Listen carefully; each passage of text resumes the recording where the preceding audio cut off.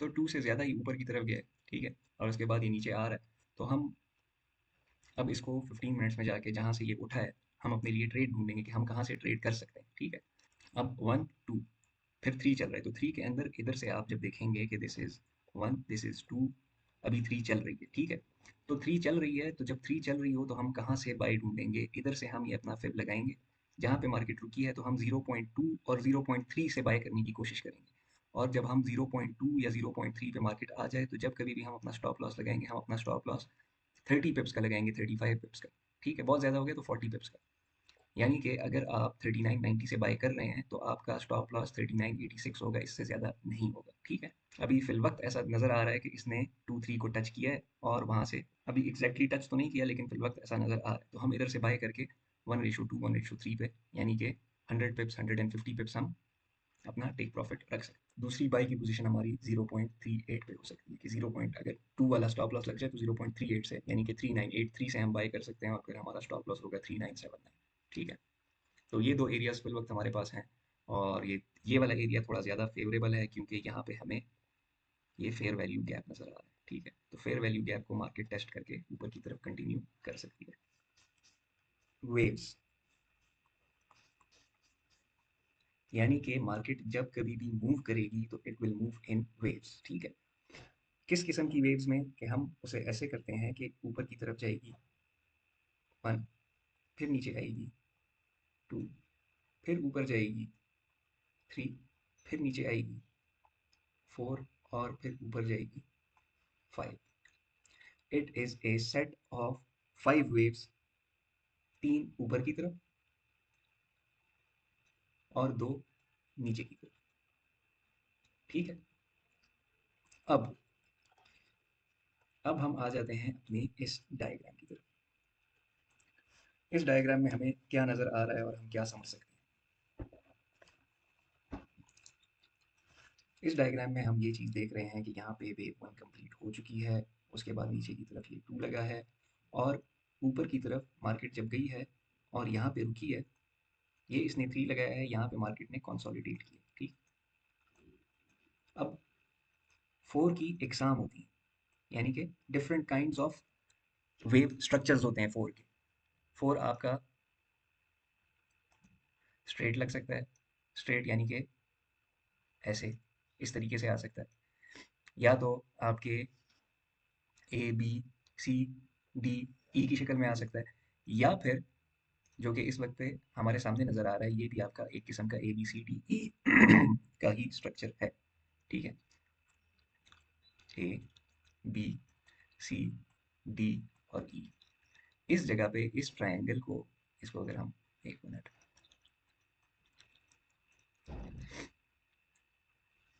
इसको अगर हम ऑब्जर्व करें तो ये एक किस्म का हमारे पास ट्रायंगल बना है, ठीक है। इस ट्रायंगल के ब्रेकआउट के बाद मार्केट ऊपर की तरफ चलना शुरू हुई है, ठीक है। तो हम इसको क्या कह रहे हैं कि दिस इज 4, और उसके बाद अभी वेव 5 ऊपर की तरफ चल रही है। अब क्योंकि हमने एक और चीज़ सीखी है अपने एलियट वेव में कि वेव्स होती हैं फ्रैक्टल, यानी कि वेव के अंदर की वेव के अंदर की वेव के अंदर की वेव, यानी कि अगर वेव 5 ऊपर की तरफ यूं जाएगी 5, तो इसके अंदर अगर हम देखेंगे तो इसके अंदर हमें 1 2 3 4 और 5 नज़र आने चाहिए, ठीक हो गया। सिमिलर तरीके से इस 1 को जब हम ऑब्जर्व करेंगे तो इसके अंदर भी हमें 1 2 3 4 5 नज़र आना चाहिए, ठीक है। अब अगर मैं इसको थोड़ा सा जूम करके आपको दिखाऊं, और फिर मैं लाइव चार्ट के पास जाऊंगा, ठीक है। अगर इसको हम थोड़ा सा जूम कर लें, कि ये जूम होता है कि नहीं होता, ये तो जूम नहीं होता, हम लाइव चार्ट की तरफ चले जाते हैं, ठीक है। This is 1, this is 2, this is 3, फिर मार्केट ने कॉम्प्लेक्स तरीके से 4 लगाया यहाँ पे, और फिर दिस इज 5। यहाँ पे जब 5 कंप्लीट हुई तो हमने इसको मार्क किया हुआ है 1। यहाँ से मार्केट सिंपल करेक्शन करते हुए ए बी और सी लगाया इसने, यहाँ पे आपकी वेव 2 कंप्लीट हुई, और यहाँ से फर्दर वेव 3 चल पड़ी, ठीक है।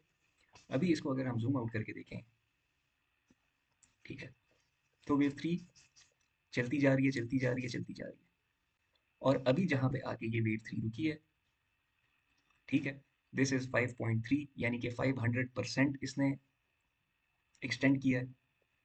अगर हम 1 की लेंथ को देखें और फिर 3 की लेंथ के साथ इसको कंपेयर करें तो हमें क्या नज़र आएगा कि ये 5 टाइम्स उससे बड़ी है। अब इसके बाद मार्केट नीचे की तरफ कंटिन्यू करेगी।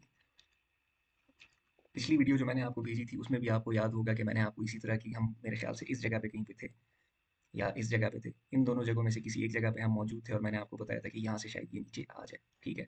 और ये जब यहाँ से नीचे आई है तो इसने अपने, हम बेसिकली ढूंढ रहे होते हैं कि वेव 4 0.2 या 0.3 को टच करे तो हम उसको बाई करें, लेकिन इसने 0.2 0.3 को अभी तक टच नहीं किया, ठीक है। जहाँ कहीं से भी ये रुक के वापस आई है इसने 0.2 और 0.3 को टच नहीं किया। जब तक ये इन दोनों को टच करके बाउंस नहीं करती हम तब तक इसकी वैलिडेशन नहीं दे सकते कि मार्केट जो है वो कम्प्लीटली वेव 4 लगा के या वेव 3 कंप्लीट करके अभी वेव 4 लगाने के लिए नीचे आ रही है, ठीक है। तो इस वक्त पे जो मार्केट ने नीचे की तरफ बाउंस लिया है, हमारे पास फिबोनाची पे एक और लेवल होता है, आप इसको अपने पास मार्क कर लें, 0.143, ठीक है। तो इस वक्त पे मार्केट 0.143 से बाउंस ले रही है, ठीक है। लेकिन अगर हम 0.143 को वैलिड मानना शुरू कर दें तो 143 ने यहाँ से भी बाउंस दिया है, तकरीबन यहाँ से भी 143 पे ही बाउंस हुआ है और यहाँ पे भी 143 से ही बाउंस हुआ है। तो मेरे लिहाज से जो है 1.143 जो है ना, तो इसको अगर हम छोटे टाइम फ्रेम पे चेक करें तो छोटे टाइम फ्रेम के लिए वैलिड होता है, बड़े टाइम फ्रेम के लिए मेरे लिहाज से हम इंतजार करें 0.2 और 0.3 का, इन दोनों में से किसी एक जगह का हम इंतजार करें, ठीक है। कैसे इंतजार करें, मार्केट यहाँ से इधर आए और बाउंस ले, ठीक है, ऊपर की तरफ मूव करे। तो बेसिकली इस टाइम पे हमें जो नज़र आ रहा है वो इस तरीके से। फिर अगर हम थोड़े से और जूम आउट करके अगर हम इधर देखते हैं, ठीक है, तो एलियट वेव जो है ये आपकी तकरीबन, ये एक चैनल मैंने बनाया हुआ है, उसके लोअर बाउंड्स और अपर बाउंड्स हमारे पास मेंशन्ड है। जहाँ से मार्केट 3 लगाना शुरू किया था इसने, वो उसका लोअर बाउंड था और लोअर बाउंड को ये तब से टेस्ट करता हुआ आ रहा है। लोअर बाउंड से बाउंस होता है, अपर बाउंड से भी बाउंस होता है। अपर बाउंड पे यहाँ पे रुका था, नीचे गिर गया, यहाँ से फिर इसने दोबारा सपोर्ट पकड़ी और ऊपर की तरफ चल पड़ा। अब ये आपको बहुत ही क्लियरली नज़र आ रहा है कि इसने अपने अपर बाउंड को टेस्ट किया है और अपर बाउंड से नीचे की तरफ जा रहा है, ठीक है। नीचे की तरफ जाएगा तो ये अपनी सपोर्ट इन दोनों एरियाज में से किसी एक जगह से पकड़ेगा और फिर ऊपर की तरफ फर्दर कंटिन्यू करेगा। अल्टरनेटिवली हमारे पास क्या हो सकता है कि अल्टरनेटिवली मार्केट इधर ही से ऊपर कंटिन्यू करे, वापस आए और इस चैनल की इस बाउंड से, इस कहीं एरिया से ये सपोर्ट पकड़े और फर्दर ऊपर की तरफ कंटिन्यू करे, चैनल का ब्रेकआउट कर दे। लेकिन फिलहाल जो चल रहा है, जो सिनेरियो हमारे सामने, वो यही नज़र आ रहा है कि मार्केट फिलहाल नीचे की तरफ थोड़ी सी जाएगी, ठीक है। और ये मैं तकरीबन महीने से यही कह रहा हूँ। और अगर हम मेरी पुरानी बातों पे अगर आप चले जाएँ तो पुरानी बातों में मैं आपको ये बता चुका हूँ कि अक्टूबर से जब गोल्ड बुलिश होता है तो फिर जनवरी फरवरी में जाके कहीं पे इसकी बुलिशनेस रुकती है और ये स्लो डाउन करता है। वरना अक्टूबर से ये स्टार्ट लेता है और फिर नवंबर, दिसंबर और जनवरी, ये सारा कुछ ये इसमें जा रहा होता है। यहाँ से भी अगर आप देखें तो ये यहाँ से ये आपका अक्टूबर सितंबर खत्म हो रहा है, ये इधर ये यकम अक्टूबर है, थोड़ा सा नीचे आया, ऊपर गया, फिर अपनी सपोर्ट लेने के लिए नीचे आया नवंबर में, फिर जब जाता गया जाता गया जाता गया तो ये आप देख रहे हैं इसने अपना टॉप लगाया अप्रैल में। तो मार्च अप्रैल फरवरी मार्च अप्रैल इन दिनों में ये फिर वापस नीचे की तरफ आना शुरू हो जाता है। और यहाँ पे आप देखेंगे तो इस बार इसने थोड़ा सा अगस्त में ही स्टार्ट ले लिया, तो थोड़ा सा एक्सपेक्टेड है कि हम इसको थोड़ा सा नीचे आता हुआ देख लें और यहाँ कहीं से ये सपोर्ट पकड़े दोबारा और ऊपर की तरफ कंटिन्यू करें, ठीक है।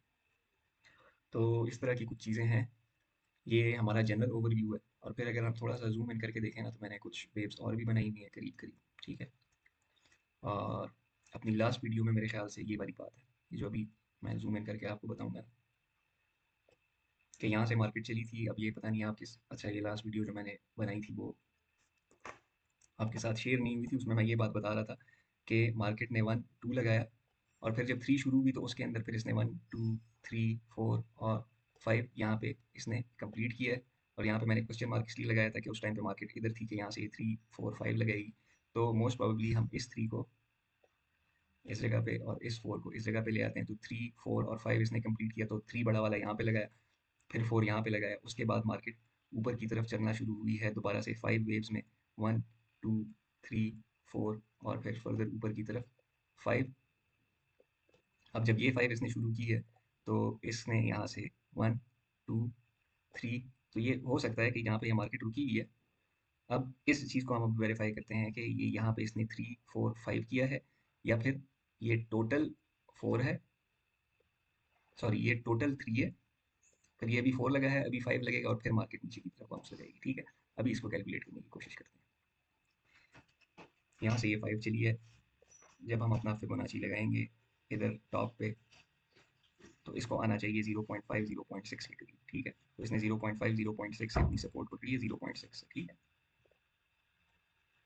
यहाँ से ये उठा है तो इसको हम एक्सेप्ट कर सकते हैं एज ए 1 2, ठीक हो गया। अब हम आ जाते हैं इसकी एक्सटेंशन देखने के, कहाँ तक गया। ये अगर जाएगा तो 1.6 तक, ठीक है। 1.6 या 1.5 तक इसको जाना चाहिए, फिर 2.6 हो सकता है, 2 हो सकता है, ठीक है, 2 हो सकता है। अब जहाँ कहीं पे ये रुके, फॉर एग्जांपल ये 2.68 इसका, 2 पे नहीं रुका, 1.6 पे नहीं रुका, तो हम अभी इसको एक्सेप्ट ऐसा कर रहे होंगे कि दिस इज 1 2 और यहाँ पे 3 लगी, अब ये यहाँ पे 4 लगी है और अब फर्दर आगे ऊपर की तरफ 5 लगेगी, ठीक है। तो इधर से हम ये वाली चीज़ एक्सेप्ट कर सकते हैं कि ये जो ऊपर की तरफ मूवमेंट शुरू हुई है, दिस इज 1 2, अभी 3 चलेगी, फिर 4 चलेगी, फिर 5 चलेगी, यहाँ पे 5 वेव्स कंप्लीट हो जाएंगी इधर कहीं पर, फिर ये नीचे की तरफ गिरेगा। तो ये कुछ सिनेरियोज हमारे सामने इस तरह से बन रहे हैं, ठीक है। अब अगर हम इसका फिबोनाची रेशो यहाँ से पकड़ें कि ये कहाँ तक आया है, तो ये दोबारा 0.3 और 0.5 के दरमियान से यहाँ से उठ रहा है, ठीक है। अगर रूल्स हम याद करें तो रूल्स ये हैं कि वेव 1 और वेव 4 एक दूसरे के साथ नहीं मिल सकते। As long as this stage above this it is bullish. जब कभी भी ये इसको तोड़ेगा इस लाइन को, विच इज 3896, 3896 के नीचे मार्केट बेरिश है, 3896 के ऊपर मार्केट बुलिश है, यानी कि हम इसमें बाइस ढूंढेंगे। तो 2 से ज़्यादा ही ऊपर की तरफ गया है, ठीक है, और उसके बाद ये नीचे आ रहा है। तो हम अब इसको 15 मिनट्स में जाके जहाँ से ये उठा है, हम अपने लिए ट्रेड ढूंढेंगे कि हम कहाँ से ट्रेड कर सकते हैं, ठीक है।